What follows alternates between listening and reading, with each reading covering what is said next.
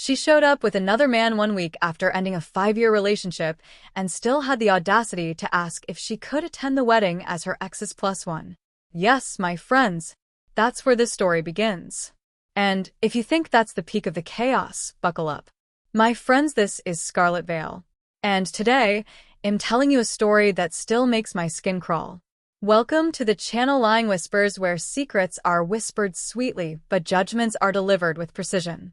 Grab a coffee or whatever dramatic beverage fuels your decisions, and come sit with me.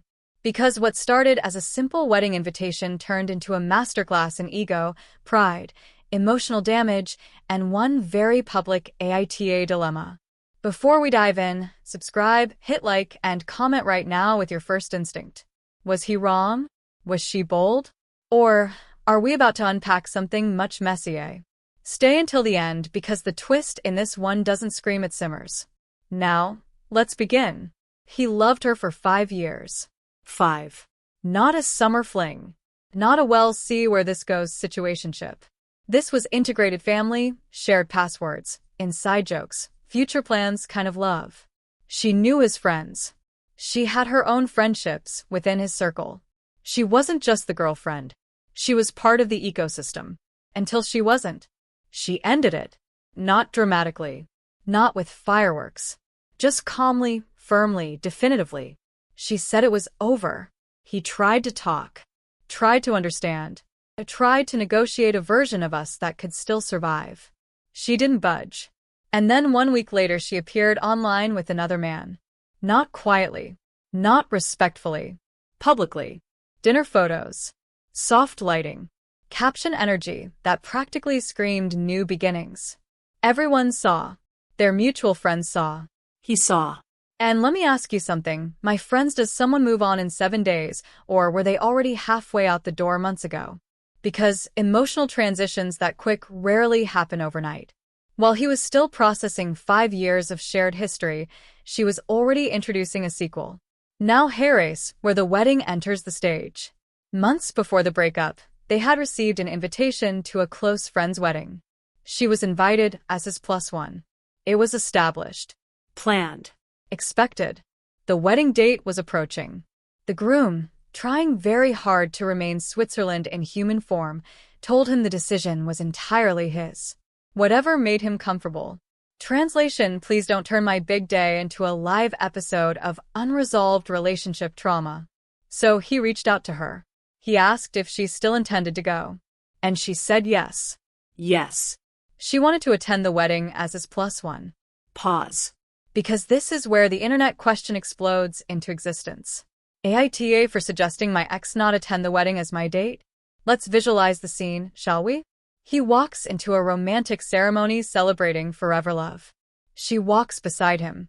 Her phone lights up with texts from the new boyfriend. Friends whisper. Eyes linger. People wonder. Is that maturity or emotional self-sabotage? He started questioning himself. Was he being immature? Petty? Insecure? Should he prove he was above it? But Harris, what fascinates me, my friends. The person who ends a 5-year relationship and publicly debuts a new partner within a week rarely gets labeled immature. The person still hurting? Suddenly, they're the fragile one. When he gently suggested it might be better if she didn't attend as his date, she was offended. She said he was overreacting. She said adults should be able to handle this. Adults. Interesting word choice. Because adults also understand timing. Optics. Emotional recovery. He wasn't banning her from the event. He wasn't exiling her socially. He simply didn't want to perform amicable exes for an audience while still bleeding internally. There's a difference. But she insisted. She framed it as him trying to isolate her from the friend group. And Harris, where it gets complicated. She wasn't just his friend anymore. She had built her own relationships within the circle. She had her own connection to the groom. So technically, she had social standing. But emotionally, the wound was still fresh. He started to feel like the villain in his own heartbreak. Like protecting his peace somehow made him the aggressor. And that's when he took the question online. AITA? Am I the jerk for not wanting to bring my ex, who is already publicly dating someone else, as my wedding date? The internet, as always, split into factions. Some said she was invited. You can't uninvite her. Others said she moved on fast. You owe her nothing. And then there were the chaos gremlins who suggested he bring someone hotter. Which, let's be honest, would have turned the reception into a psychological chess match. But something deeper was brewing beneath his anxiety. Because after hearing whispers from mutual friends, he started to question whether that new relationship was really new. Apparently, the new guy had been orbiting months before the breakup. Long conversations, private jokes, subtle chemistry. Nothing concrete, but enough to make hindsight feel suspicious. And here's the part that shifts the emotional tone. It wasn't just about a wedding anymore. It was about dignity. About whether he should allow himself to be emotionally exposed for the sake of appearing mature. Because sometimes, my friends, maturity is not smiling through discomfort. Sometimes it's saying, no, that hurts. I'm not doing that. He eventually told her clearly he preferred she not attend as his +1. If she chose to attend independently, that was her decision. But he would not play that role. She responded coldly. She called him immature. Said she expected better. And I always find it interesting how the person who leaves often expects the one left behind to handle everything gracefully. He held his boundary. And the wedding day arrived. But what happened there? Oh, my friends, that's where things get deliciously complicated. And we're not done yet. The wedding day arrived dressed in soft sunlight and expensive floral arrangements, the kind that look innocent but cost more than your monthly rent. He showed up alone. Sharp suit. Controlled expression. That specific kind of calm you rehearse in the mirror before stepping into a battlefield disguised as a celebration. And for a moment, he thought maybe, just maybe, she wouldn't come. Oh, my sweet delusional optimists. She came. Not alone. She walked in with the new boyfriend. Officially. Confidently. Hand on his arm like this was a red carpet debut instead of a mutual friend's wedding. And if you listen closely, my friends, you can almost hear the collective internal gasp from the guest list. Because nothing says we ended maturely like upgrading your +1 in under 30 days and bringing him to the same social circle. Now pause. This is where the AITA question starts evolving. Was he wrong for not wanting her as his date? Or was he actually protecting himself from this exact scenario? Because imagine if he had agreed. Imagine if she had shown up as his +1 while secretly texting the new guy. Or worse, leaving early to meet him. Sometimes boundaries aren't dramatic. They're preventative. The room shifted when she entered. Some friends smiled awkwardly. Some overcompensated with enthusiasm. And some, the observant ones, started doing math in their heads. Timelines. Overlapping energy. Subtle emotional breadcrumbs from months past. And here's where it gets psychologically interesting. She scanned the room for him almost immediately. Not the groom.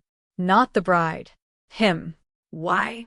Because when you move on quickly, part of you still wants to know how the previous chapter is reacting. Validation doesn't retire easily. He saw her. Of course he did. But instead of freezing, instead of spiraling, instead of performing visible heartbreak, he nodded politely. A small, controlled acknowledgement. And then he turned back to his conversation. That, my friends, is a power move. Because indifference delivered calmly unsettles people far more than anger ever could. The ceremony began. Soft music. Vows about forever. Promises about loyalty. Oh, the irony. He listened. He clapped. He even smiled at the right moments.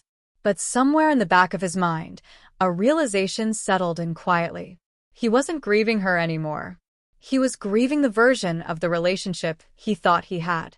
And that's different. At the reception, she approached him. Of course she did. People like closure when it favors their narrative. She said something neutral, casual, as if they were old co-workers, not ex-lovers of 5 years. He responded politely, measured, calm. The new boyfriend stood slightly behind her, trying to read the dynamic. And let me tell you something, my friends, being the new guy at your girlfriend's ex's friend's wedding? That's advanced-level social anxiety. She asked if he was okay. He said yes. She asked if he was mad. He said no. And then he added something that shifted the air between them. I just needed to respect myself. Not loud, not accusatory, just factual. And there it was. The real answer to AITA. Because this was never about banning her from a wedding. It was about refusing to perform emotional comfort for someone who exited without hesitation. Later that night, as drinks flowed and music got louder, something unexpected happened. He danced. Not awkwardly. Not stiffly. Actually danced. He laughed with friends. He reconnected with people he hadn't spoken to deeply in months. And slowly, the spotlight she imagined would follow her faded. Because here's a truth people rarely admit. When you try to control the narrative by appearing perfectly moved on, you secretly hope the other person is visibly struggling. But he wasn't. He wasn't collapsing. He wasn't jealous. He wasn't making a scene. He was fine. And that unsettled her more than any confrontation would have. By the end of the night, she looked less radiant than when she arrived. Not because he said anything cruel, but because he didn't. Indifference is the quietest form of closure. After the wedding, she texted him. Not aggressively. Not romantically. Just probing. Are we good? That question always fascinates me. Because when someone asks, are we good? What they often mean is my conscience clear? He replied hours later. Yes. I wish you well. No emoji. No hidden invitation. No lingering attachment. And that was it. Now, let's address the suspicious timeline. Weeks later, through the grapevine, because let's not pretend social circles don't talk, he learned that her new relationship had indeed started emotionally before the breakup. Not physically confirmed, but emotionally? Absolutely. Private late-night conversations. Confiding in someone else about doubts. Building intimacy outside the relationship. And here's the uncomfortable truth. Emotional exits often begin long before official goodbyes. So, was he the villain? Was he insecure? Was he immature? Or was he simply the only one acknowledging that healing takes time? AITA? No. He wasn't the jerk. He was the one who refused to sit at a table where he no longer felt respected. And that's growth, even if it looks like resistance at first. Now I want to ask you something, my friends.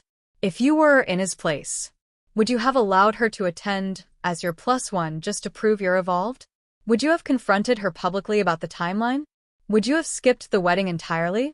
Or would you have done exactly what he did, show up alone, stand tall, and let silence do the talking? Because sometimes the loudest statement isn't drama. It's composure. Comment down below. My friends, I need to know what you would have done in this situation. And remember, not every AITA is really about being right or wrong. Sometimes it's about choosing yourself when someone else already